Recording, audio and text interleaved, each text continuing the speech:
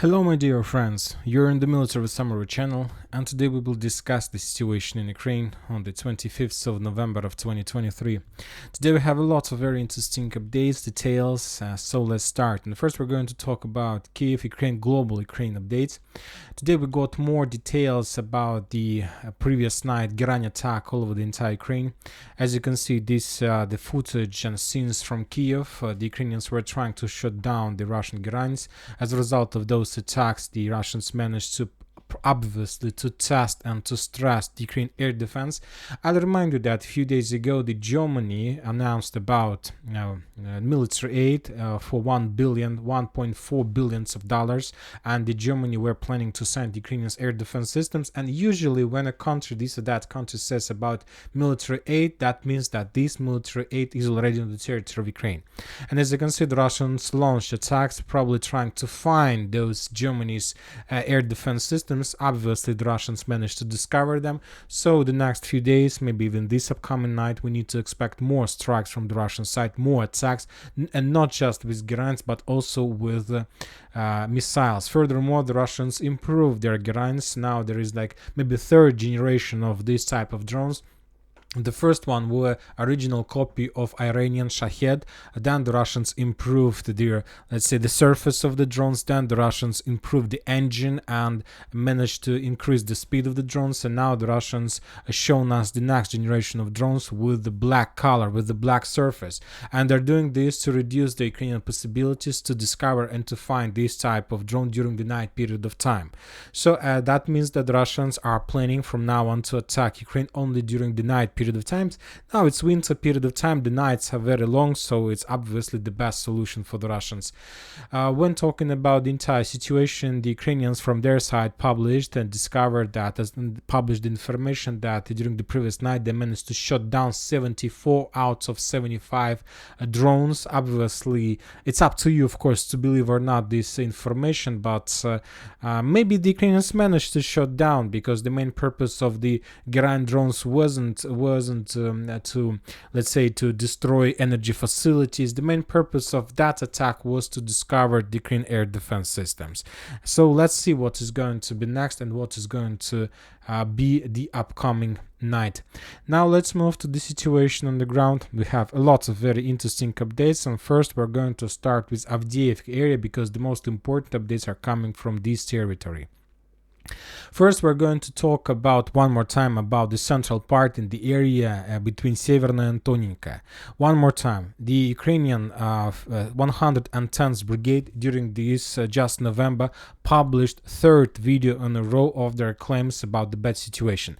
On this video, the 110th Brigade were saying that the cowards on the flanks, to be more precise, 53rd Brigade, is going to leave Avdiivka, and so that's why the forces and soldiers of 110th also are not going to stand in the cauldron, and they will withdraw their position as well.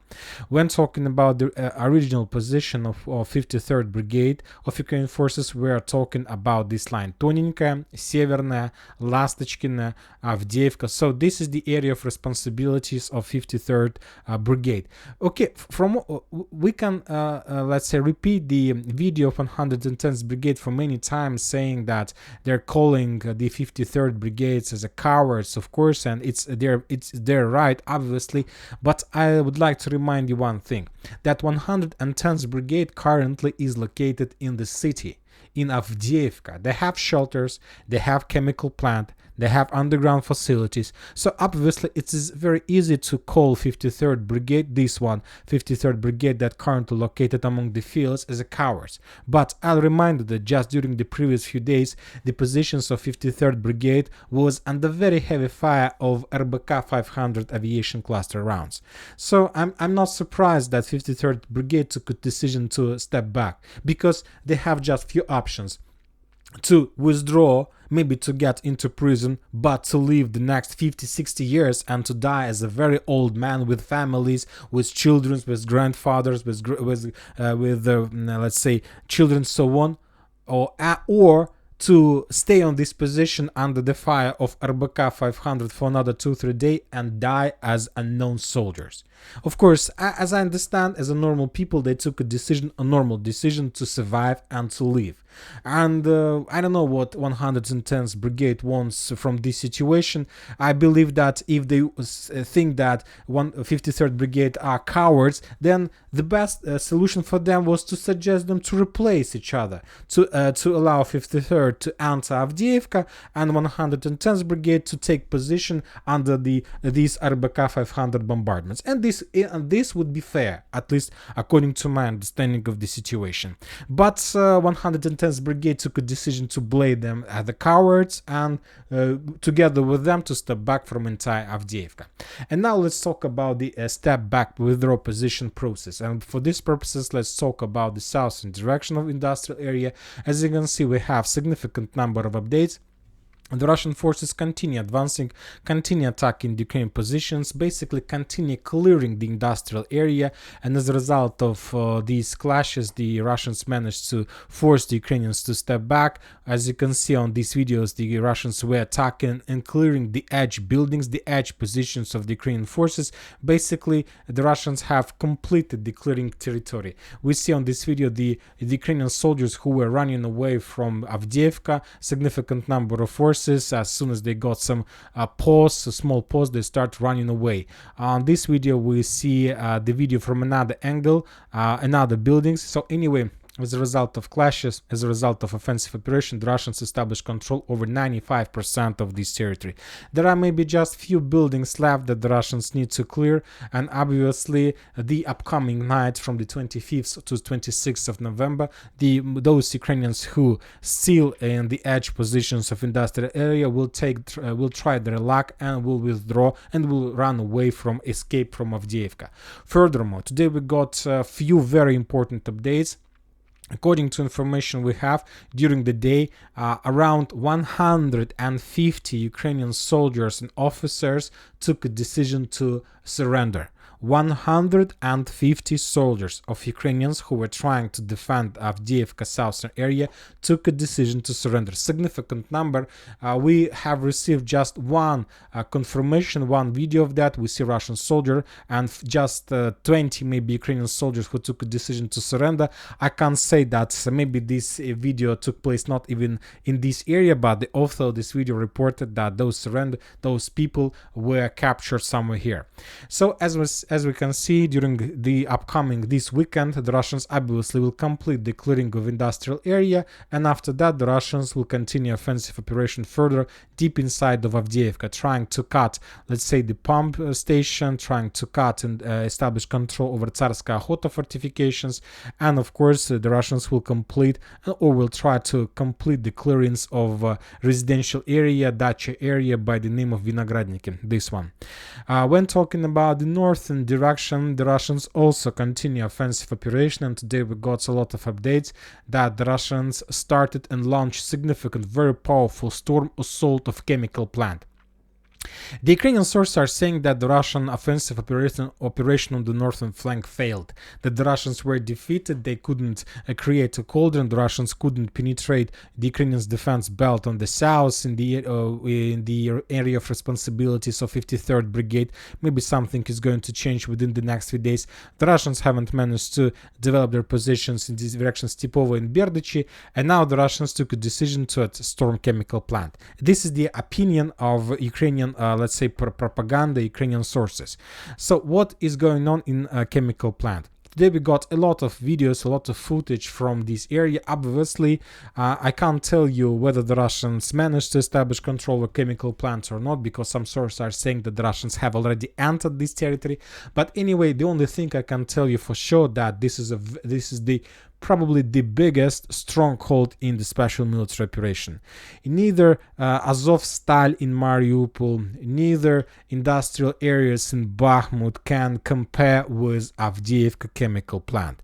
Neither Vuhledar with the strongholds, with the buildings, high-rise buildings, nothing can be compared with Avdiivka. This is the biggest battle of the special military operation that will determine the next, the future of Ukraine and probably of of the conflict between Russia and Ukraine. And obviously, either the Russians and the Ukrainians will do their best to, from the Ukrainian side, to hold this territory, from the Russian side to capture this territory with as much as possible minimal losses. About the Russians, there's just one question: the price that the Russians are going to pay for this stronghold. And the Russian goal is to pay as less as possible, and the Ukrainians' goal is to sell this area as I don't know, as it was the biggest price ever. Furthermore, we got one geolocated video. According to the author of this video, he claims that this video was made along the railways of the chemical plant, and this is like the first evidence of the Russian presence as close as possible to chemical plant from this direction. Other Russian sources are saying that during the previous night, the Russians managed to capture a few buildings in the chemical plants, that there were significant losses, lots of 300s, but anyway, the first buildings in this area appears under Russian control. According to the Ministry of Defense of Russian Federation, as a result of clashes on the Donetsk direction, the Ukrainians lost 290 soldiers, 3 armored vehicles, and 2 artillery systems. Also, as we discussed, lots of updates are coming from the southern part. One more time, as a result of clashes, the Russians managed to establish control over this territory. We will update this map, and before the next video, this territory is going to be under Russians. But nothing more came during the day, so we'll see what is going to be next. Now we are moving to Vuhledar direction. The Russian sources renew their bombardments of the 3 lines on the north of Mykolaiv. If you remember, during the previous week, the Russians made an attempt to attack. The Russians had some losses. The Ukrainians managed to repel the Russian offensive operation. And now the Russians started everything from the beginning. First, artillery preparation, so the next few days we can wait for another wave of Russian attack. And also we got some footage from Vuhledar. This is another building that was destroyed as a result of FAP 500 or FAP 1500 usage in this area. But anyway, no matter the bombardments, Vuhledar still is a very powerful stronghold that highly unlikely the Russians are able to capture without the Russian progress along Novomikhailivka and Konstantinovka. Novomikhailivka and Konstantinovka are the keys villages or settlements to establish control over Vuhledar. When talking about Remivka tactical bridgehead, we haven't received anything during the previous day. As a result of clashes on the south Donetsk direction, the Ukrainians lost 150 soldiers, 4 armored vehicles, and 2 artillery systems. Now we are moving to Zaporizhzhia direction, and now we see a small operational pause on this area. Neither the Russians nor the Ukrainians were attacking or counter-attacking. There were some movements on the ground. The Ukrainians tried to evacuate soldiers to make rotations. So just regular things, military things on the combat line. Just a few geolocations. On this video, we see how the Russians managed to discover the Ukrainian personal carriers, and as a result of FPV drone strike or artillery strike, one of those armed personal carriers were destroyed. Another one managed to leave the territory without damage. So as you can see, one was destroyed. And in Rabotina area, the same story. The Ukrainians managed to dig in deeper as close as possible to Novomikhailivka, and during the previous 24 hours the Russians mainly were focused on attacking the Ukrainian positions with FPV drones, trying to pin them down and not to allow them to let's say regroup and to renew their offensives in direction of Novoprokopovka. When talking about the Zaporizhzhia direction, the total losses of the Ukrainians were around 40 soldiers. Now we are moving to Kherson direction. We got some updates from this territory. The Russians published very interesting and rare video of destroyed radar, and as a result of probably usage of Krasnopol accurate round of artilleries, probably that was it. It's not a missile, and as a result of the strike, the Ukrainians lost the radar. Just very probably interesting and very from military perspective cool video of let's say destroyed radar somewhere in Kherson direction. When talking about the original Kherson front line, the clashes continue in Krynki. During the previous 24 hours, as you can see, we haven't received even a single geolocated footage, even of FAP 500 usage. Maybe there is a small operational pause, or or the Russians. There are a few cases when the Russians are not using 500 against the Krynki front line. The first one case is there are no more Ukrainians in this area. There is no need to use 500. And the second case, if the Russians launch a storm operation. So you can't use 500 when there are your soldiers on the ground. So that's why. And today there were reports about the Russian progress, that the Russians managed to restore complete control over the forest on the south of Krynki, and probably after that success, maybe the Russians made some kind of reconnaissance in force. They realized that the Ukrainians basically have no forces to protect this territory, and they took a decision to use momentum and to continue offensive operation. So there are very high chances that maybe tomorrow or by the evening of Sunday we're going to receive update about complete clearing of Krynki. So let's wait. The Russians during the day continue the Lancet strikes against the artillery systems. On this video we see another Ukrainian, probably M777 howitzer. This system was discovered by the Russian intelligence, and as a result of Lancet strike, that system was destroyed. Also, the Russians continue bombardments with FAB Kazatsky. So we see some bombardments from Kazatsky, but no bombardments from Krynki. Another evidence that today there were, or maybe there is, a storming operation of that village. Also, the Russians continue bombardments of the Ukrainian forces with FAB 500 on the south of Pridniprovsk. A lot of geolocations. That means probably the Ukrainians managed to concentrate some forces, and now the Russians need to concentrate their fire. And according to information we have, the Russians used FAB 1500 in this area. So this explosion is the result of the usage of FAB 1500. Also, there were bombardments along the railways as the main Ukrainian fortification area, the only area where the Ukrainians can have some trenches, and where the Ukrainians currently are trying to build them, is the area below the railway bridge. So this is the situation in Kherson. As a result of clashes in this area, the Ukrainians lost 35 soldiers. As you can see, the level of losses is minimal. Also, the Ukrainians also tried to counterattack the Russians to support their forces along the bank of the river, and for these purposes the Ukrainians tried to use artillery systems. On this video we see how the Ukrainians managed to discover Russian multi-launch rocket system Grad, and as a result of probably HIMARS strike, or maybe as a result of artillery strike, that artillery system was destroyed.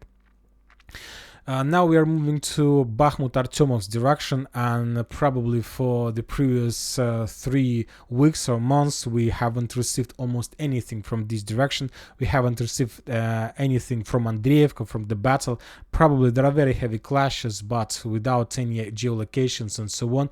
The only thing we got is some strikes from the Russian side with FPV drones in the with a new type of drone. It's a fire drone, but it's not Lancet, it is not FPV drone, it's something in the middle between these two systems. And the Russians managed to discover the Ukrainian positions in the village by the name of Fyodorovka, and then they destroyed those positions with probably even with Lancet strike, but not with artillery strike, and that drone was providing the intelligence information. When talking about this entire area, we got just few important updates from Bilogorovka. As we discussed in the previous videos, the Ukrainian forces of 54th Brigade claimed about very bad situation, and they asked to get some support, because without any support they refused to continue following any orders. When talking about Liman, the Ukrainians lost 55 soldiers. They provided few footages of their own FPV drone strikes against the Russian positions. According to losses, according to all these updates, we see that there are very heavy clashes on this direction, but we don't have any footage or scenes from the Russian side about any advances. So as I understand, there are static front line without any changes on the ground. When talking about Kupyansk direction, we got another important update that we received about 32nd Mechanized Brigade from Strategical Reserves from 10th or 9th Military Corps. According to information we have, due to significant losses, the Ukrainians took a decision to move this brigade from combat line to restore its combat capabilities. So when we calculate all these updates, we see that during the previous 24 hours we got 4 updates about 4 Ukrainian brigades that have already lost their combat capabilities. First is 110th Brigade, who blamed 53rd Brigade that they're cowards and they ran away and left from Avdiivka. 53rd Brigade, that according to 110th Brigade are cowards who are leaving their positions. It's 2 brigades. Then 54th Brigade in the vicinity of Bilogorovka, who claimed that there are no chances to continue any operations because the Ukrainian authorities sent them to the mid storms and that they want to just basically don't want to die. And the final update is 32nd Brigade on the Kupyansk direction, that also was removed from the combat line to restore their possibilities. So 4 brigades just for the previous 24 hours. I can't even imagine the level of clashes on the combat lines, but I see that the situation is getting worse and worse for the Ukrainians. And the entire situation on the combat line, I'm talking about all these videos of different brigades, reminds me the late summer of 2022, when there was the final stage of clashes for Severodonetsk-Lysychansk agglomeration, when everything was about to collapse and when everything was about when the Ukrainians start running away, dropping the equipment, vehicles, everything they can, and they will start running in the direction of Siversk. So everything reminds me this situation. Obviously, if the Ukrainians don't have any other solution, they might be collapsed even before the new year comes. But as we discussed, as Zelensky provided us, he has some plan, crazy plan about new mobilization, and we'll see how many soldiers the Ukrainians are going to mobilize during the next period of time. Another important note that you need to understand is that the total situation, bad situation in Ukraine, is not just the results of Russian fire, of Russian missile strikes, Iran strikes, Russian superiorities on the ground, and many other factors. Probably significant role in Ukrainian collapse is playing Poland. Because you need to understand that Ukrainians, they don't have their own production of FPV drones. Maybe they have, but they're trying to get parts together, but they need to buy parts somewhere. The air above Ukraine is closed. There is no possibility to trade from Ukraine using planes. So that's why most of the planes, for example, from China with parts for FPV drones, arrived in Poland. And then the Ukrainians are getting these parts for FPV drone from Poland using the ground transport like trucks and so on.